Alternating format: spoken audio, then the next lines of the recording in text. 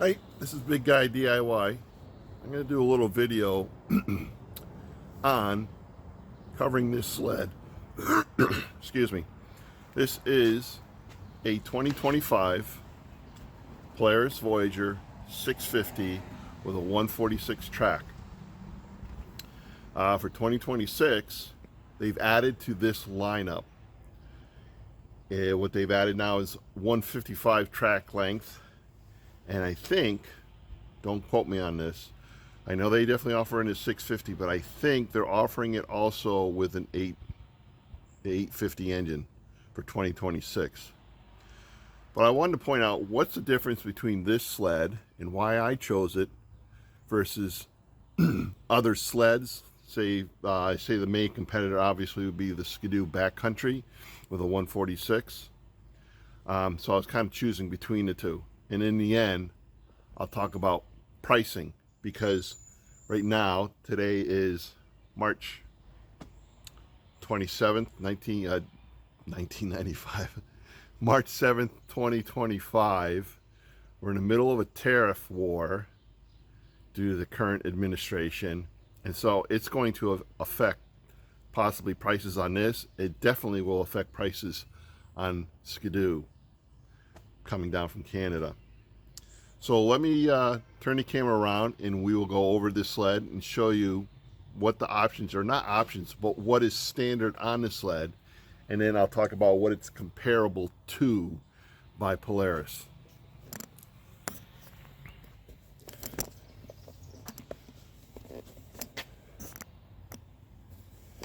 So again, this is a 2025 Polaris Voyager 650. I got the optional 7S display, so I have the luggage behind it. Dash layout is pretty standard for most of the sleds. I do not know if these are backlit, but this does have the built-in auto heated handlebars, in which you can set the temperatures of the handlebars through your 7S display. 11-gallon fuel tank. The seat is removable through the back here, and what it does, it gives you storage. And as you can see, there's additional wiring in there. You have the option to get a second seat in the back for a passenger, and heated handlebars, and I think also heated seat. Now mine, which I did not know, also comes with battery tender built in to the sled. Originally when I was looking at the sled, I was going to add a battery tender wiring in through here, and then from there it would just plug into my sockets that I have built into the trailer. And so as this sits in the trailer, it's sitting on a battery tender all the time. Now the railing is a heavy-duty railing. The Polaris Voyager is a utility slash trail sled slash off-trail sled. Okay, so because it's utility, you're getting these additional options. I will be using these because I actually have an ice fishing sled that I do utilize on this. The rack here that I have here is used for these. These are my luggage pieces. I did a separate video on these if you want to see and gather more information about this, but it attaches right to the factory slots that are already built into the sled. The rear flap is not a removable flap, but one thing I will be adding to the track are the eye grip spikes. This track is pre-drilled. It's a 1.6 lug track. I do have to install tunnel protectors up inside. Now, what's different between, say, this and the other models is you actually have to drop the track on this to get the tunnel protectors installed. You do not drill out the rear of your rear flap to do the tunnel protectors, because like you have here in the top with the T slot, it's the same thing with the tunnel protectors. It's a T slot that goes in there, and you need room to get inside to put the nut on the bolt, which is your T slot. Still have a pull start, which is something I wanted. I couldn't get that on a Skidoo. Now, if you look carefully on here, you'll notice there is no lanyard. Because of this type of sled, it does not come with the lanyard. The mountain sleds come with the lanyard. I do not know if the Switchback comes with a lanyard, but this particular model does not come with a lanyard. You have the wider ski that comes stock with this sled, a taller suspension that comes with this sled, so it's more ground clearance underneath. I had these lights added on. They have two different types of lights that you can add on. One's called a punch light, and the other one is called a floodlight. I want the punch light, so these only turn on when I have the high beams on. These do shoot a very good beam forward. I had an opportunity to try them out while in my driveway. You have the medium height windshield that comes on this sled. They have another windshield that comes even higher. What I like about this is the additional hand protection for the grips. As you can see, all my other sleds I ride with gauntlets, because this has the auto temperature and a wider windshield than my current Skidoo models. I'm hoping I don't have to buy the gauntlets, because the gauntlet itself, if I want to add a mirror on here, rear view mirror, the rear view mirror has to attach to the handlebar, the style that I'm looking for. Polaris does make a mirror where it attaches, I think it's here, somewhere around this area, I forgot exactly. But a friend of mine who has a 2024 Polaris Adventure, which is a shorter track, but same chassis as this. This is the Matrix chassis. When I'm sitting on the sled, because my size, my body actually blocks the mirror that sits on this down here. So there's an aftermarket that you got a stem that goes from here up and over, and the mirror sits around here approximately, which would be perfect for me, because then I can kind of get the mirror over the shoulder. Heated visor socket. Traditional key. Comes with two keys. Just a regular turn start or electric start.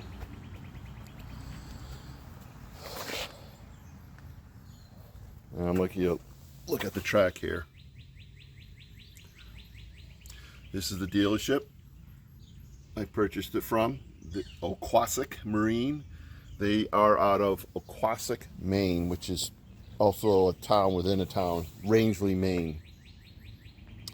So, compared to other sleds, let me set the camera up and have a seat, and we'll talk about that.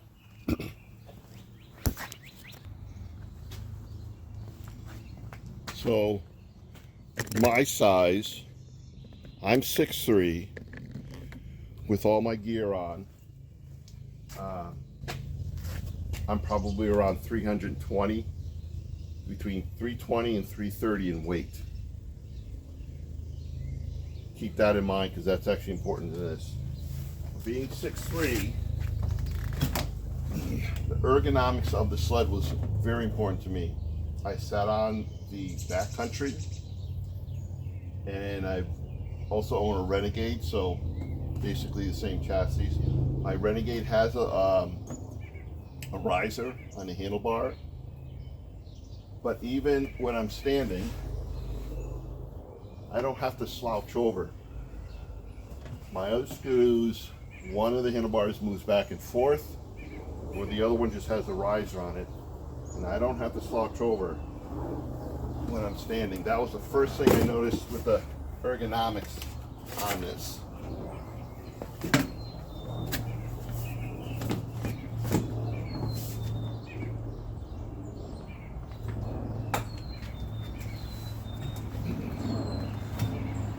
The other thing that caught my eye, compared this to a backcountry, is to be able to pull start it. We have run into situations with our skidoos where the battery did not take a charge, and so we had to pull start the skidoo. It would have been nice just to be able to get this out versus taking a side panel off, pulling your rope and your clip out to tie around the flywheel, and hopefully get it on the first pull. That was another thing why I looked at this compared to the backcountry. The backcountry has the 10-inch display. Well, this here, I don't know what the size of this is, 8 inches, 8-inch display. So it has the built-in maps as well as, sorry, there's going to be a blip in the video because I had to wait for a tractor to go by. Both the Skidoo and the Polaris come with the maps. Now, the advantage and disadvantage of that is I've always used a third-party map. GPS Trails is one of them. I think it's gpstrails.com is one of them. The other one I also have, I have a Zumo XT Garmin, and on that I have downloaded the maps. So it contains all the regular trail maps, it contains all the club maps, it also shows trails that are not groomed that people can ride on, restaurants, gas stations, hotel / overnight stays. That's all on the Garmin side. But the way it shows the maps on the Garmin, if you ever use a Garmin for your car, the map in a 2D setting versus a 3D setting, it doesn't show the maps where I'm comfortable with all the time, but it gives all the information I need. It gives the correct trail numbers on all the trails I'm on, and so there's no disputing it. Polaris and Skidoo do not support third-party maps. So even though I can attach my phone to the back of this and I can do the upgrades to the 7S display and the maps, I can't run the maps that I have on my phone through the 7S display. The downside or the con of a 7S display in regards to maps is a number of the trails that we ride on in the winter have a trail number ID. The Polaris 7S maps doesn't show that number of the trail. It actually shows the road name, because in spring, summer, and fall, it's a dirt road to off-season cabins, and it won't show that ID that we have for the winter time. So I actually have to run both the phone. Well, my objective is, let me start that again. My objective is to have a separate mount somewhere up here with my phone, running the third-party app with the maps, because I'm going to get the information I need in regards to trail numbers, especially this season where I want to do some more riding in a different state, and I need to see the trail numbers, not just a trail on the dash. The dash, I'll just continue to run my regular display, you know, speed, fuel, RPM, temperature, all that, which is very bright, very clear, and I like that compared to the older sleds I'm running. I don't mind the analog, but because of the risers and the position of the handlebars, they block part of the display in the Skidoos. This one, it's not blocked at all, regardless sitting or standing. Everything's in a perfect location. The 7S display has plugins right in the back, so you can attach your phone to do the upgrades. Hopefully they will upgrade the maps, and I'll be able to run the maps on here instead. So when I'm on those roads, I'm actually seeing a trail number, not a road name, because I don't have those roads memorized. Other options I chose, or why I chose this, and I'm going to move the camera for this. I want you to see how simple this is.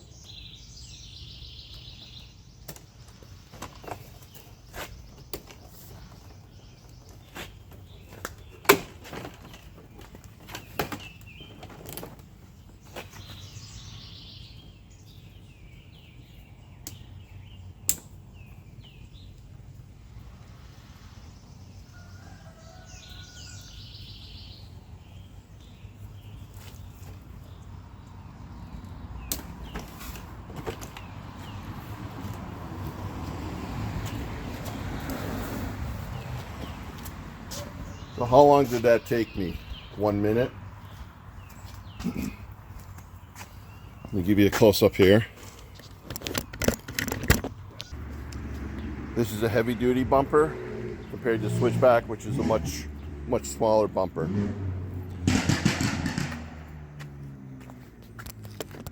So let me put this back together.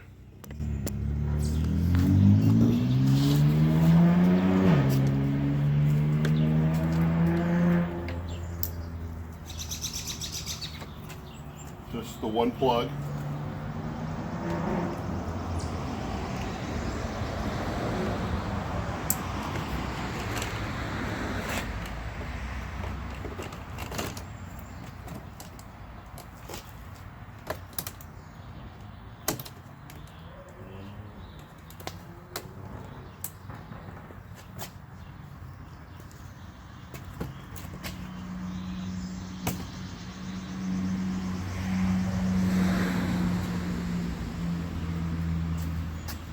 Oh, if you ever had to adjust the headlight in regards to its angle,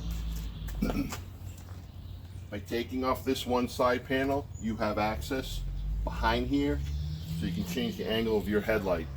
We've had to do that on another Polaris for Skidoo, depending on the model, but most of the time it's behind the dash, so you actually have to remove the dash in order to get into it. You didn't have direct access. Or you have to take it, if the dash has the liner box inside, you have to remove that liner box out in order to adjust the headlight.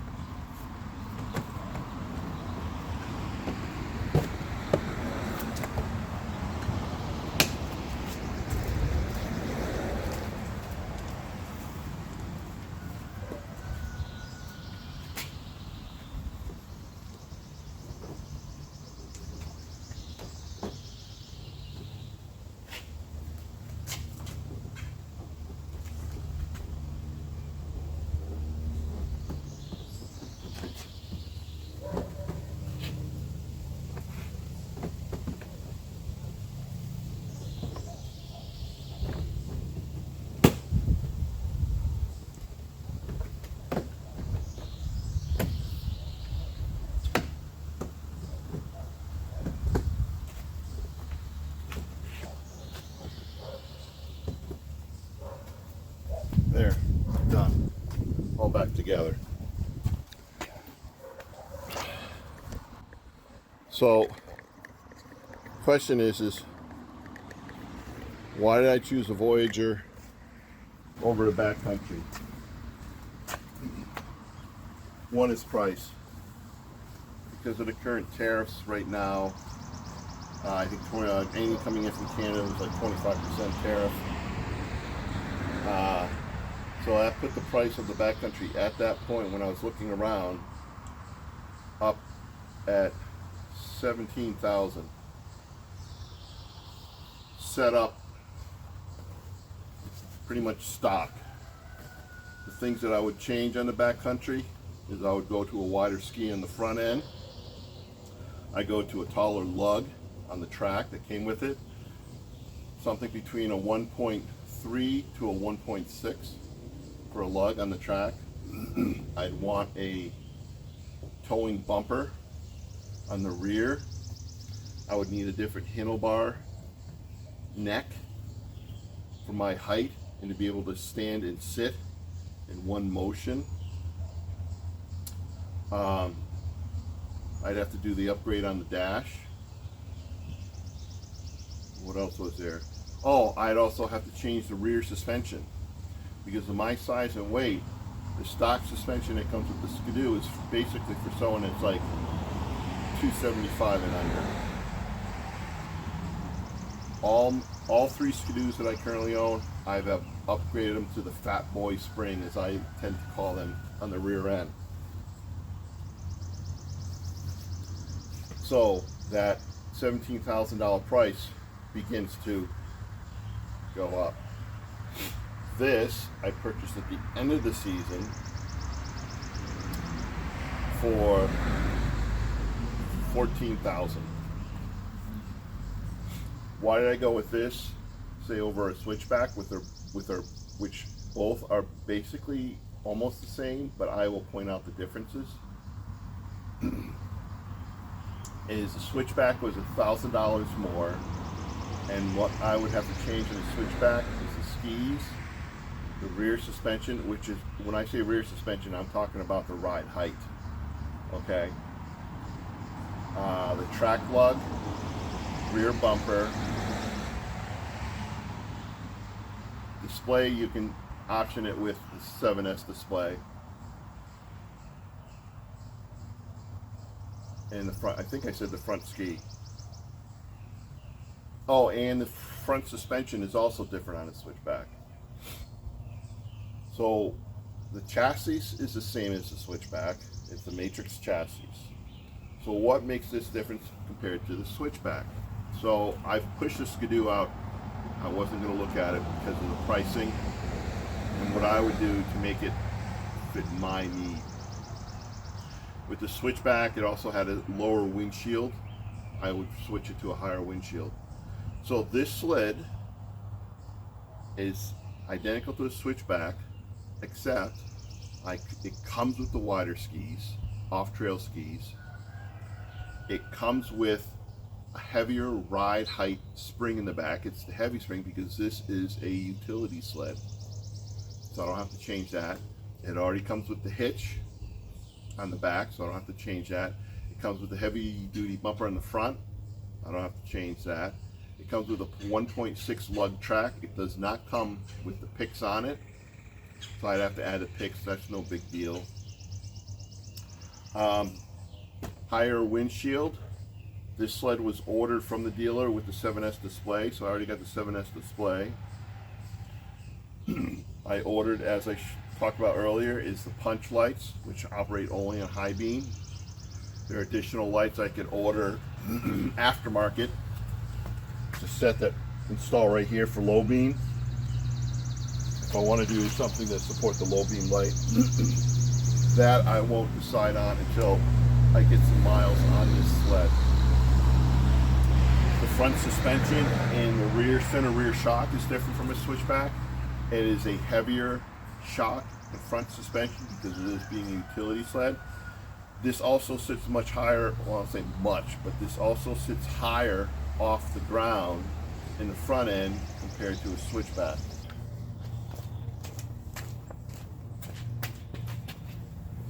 Okay, back to where I was saying, comparing this to a Switchback. If I'm repeating myself, I apologize. Someone stopped by, and so I got distracted. So basically, the difference between a Switchback and a Voyager is the front skis, the front suspension, the suspension underneath the sled in the skid, the lug track height, the rear bumper, the front bumper. And I believe that's it. That's the difference. So for me to buy a Switchback, excuse me, for me, windshield height, those are all standard differences. Not something I have to add on to this sled. So it's the standard option. 7S is an option. So for me to buy a Switchback, and make the changes, ride height spring is also heavier on this sled. That was another thing I forgot to mention. Ride height spring. This is a heavier, much heavier ride height spring on this versus a Switchback, and you have the option on this sled to even go to an extra heavy duty ride height spring, which makes this very, very stiff. I didn't want it that way. So for me to make a Switchback fit for me, I'd have to change the front skis. I would not change the suspension. I would change the ride height spring. I would change the track. I would change the windshield. And that $15,000 to $16,000 range would put the switchback up towards a where backcountry starts. So I got everything I wanted that I've done to my other sleds on this sled on one shot. And for $14,000, that's a great price.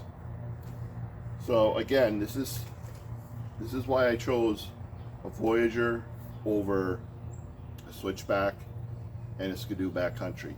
Now for 2026, as I mentioned earlier in the beginning of the video, they're expanding the Voyager line. They're coming out with a 155 track. This sled in Canada and Europe is a very large selling sled in regards to volume. They sell a lot of the Voyagers up there. US is kind of a niche market. Everyone likes more like the Renegade length sleds, 136, 137. There are occasional 146s out there, but the majority of the market's 136. All our trails are groomed, flattened out for the best rides. They don't do that in other parts of the world when it comes to snowmobiling. They need the longer tracks to be able to go out to get to their off-grid huts. So they need the flotation. I wanted the flotation because I want to do more off-trail riding as well. So by expanding the track length in the Voyager line, I think Polaris is trying to bring more of a European option, kind of like the Lynx by Bombardier, bringing that from Finland to here to the US. Totally different rear suspension on a Lynx versus say a Renegade or a backcountry. Finland, where I have some friends that are from Finland, they don't groom out there. So when you complain about the trails being rough here in the US, all whooped up and stuff, that's normal in Finland. And they fly out there. So I think that's it. It's pretty straightforward between the Switchback and the Voyager. Overall, I love the sled. As you can see, I did the option in the back. Polaris still does not offer jerry cans for rear end. The other video I did it on the Milwaukee pack out. This is a cardboard workbench top. This is made specifically for the Polaris Matrix chassis for their tongue and groove. Now I have a jerry can, 3 gallons.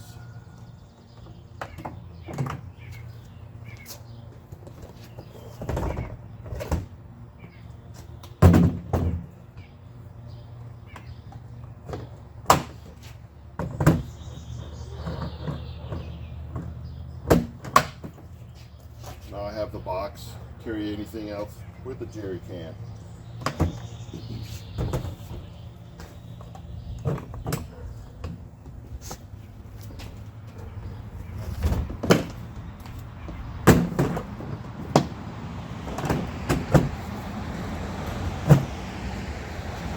Obviously the jerry can will fit on this, that'll fit on there. It's all modular. So I did a video on this. Any questions you have regarding this sled and some of the options, or anything you want to add to it, put it down in the comment section. I think this is the hidden diamond in the rough, this sled, compared to say a Switchback and even a backcountry, just because it is more set up for off-trail. It has the heavier suspension for us big guys.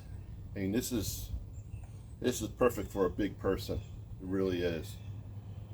Give me a thumbs up if this information was helpful, and don't forget to subscribe. It helps the channel out a lot. I look forward to this winter season. I look forward to doing a saddleback trip That's one reason why I went with this setup. And yeah, I'm ready to do some exploring in other parts of New England besides where I've been riding for the last 25 years. So this big guy DIY Robert signing off. Looking forward to this snowmobile season. Right now it's boating season. Take care.